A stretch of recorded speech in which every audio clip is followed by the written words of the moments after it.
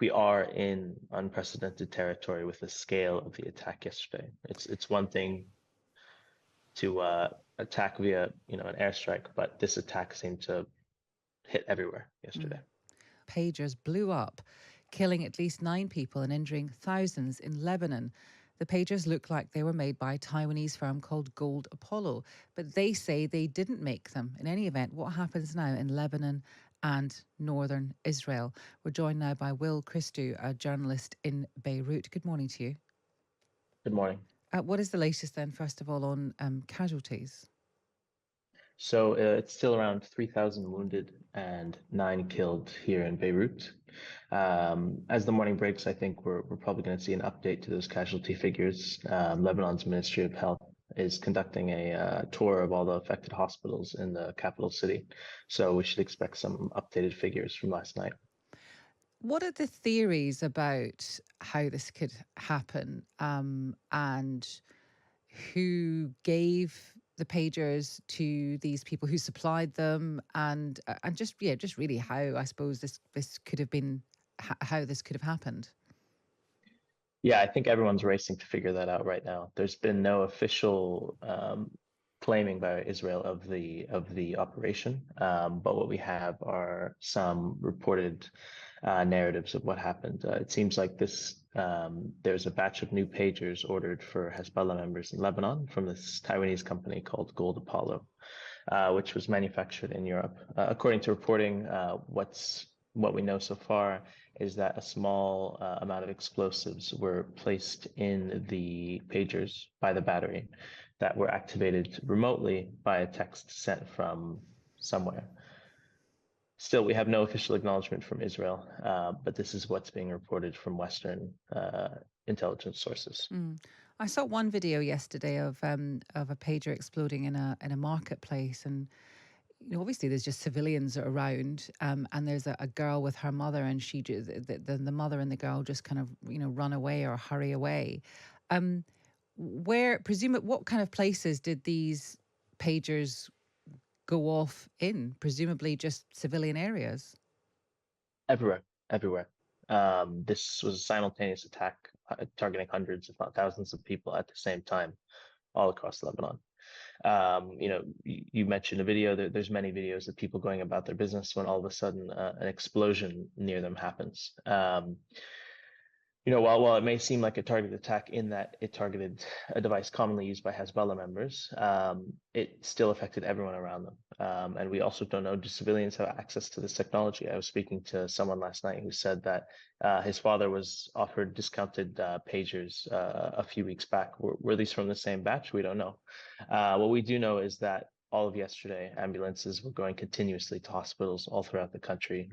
Some were full up. I was at a hospital in Beirut near my home, and there are ambulances coming as far as Sur, which is a two-hour drive away. And what have we heard officially, if anything at all? I mean, obviously we haven't heard anything from Israel. They're not claiming formally any responsibility here, but what about Hezbollah themselves? I mean, they must be absolutely shattered by this. What have they said about it? So Hezbollah has squarely placed the blame on Israel and has promised a retaliation. They said that they're conducting an investigation to see what exactly happened and how it happened. Similarly, the Lebanese state has blamed Israel and is conducting its own investigation into what happened and how it happened. With that being said, we can look to the past 11 months for something of an example of what might happen next in terms of a retaliation from Hezbollah. Likely we'll see a few days delay before anything happens. But I think we are in unprecedented territory with the scale of the attack yesterday. It's one thing to attack via an airstrike, but this attack seemed to hit everywhere yesterday. What do you think this will change in terms of the security of these Hezbollah figures? What changes now, do you think? I think it's very difficult to say. No one anticipated yesterday's attack. What I would say is even before yesterday, Hezbollah was in a state of paranoia. and they heightened awareness because so many of their commanders have been targeted throughout the country, and this is after they've taken stringent cybersecurity measures. They've mentioned that they think people are tracked via their phones. So the fact that they were able to access pagers, which supposedly, which seemingly was a way to evade Israeli hacking, means that they're going to have to develop another way to communicate and carry out their operations. And finally, in terms of who they were targeting and who they successfully targeted, are we going to get any information on how successful, in inverted commas, this attack was? So far, Hezbollah has released the names of 7 fighters that were killed. The most prominent among them was the son of Hezbollah member of parliament. The others seem to be rank and file soldiers.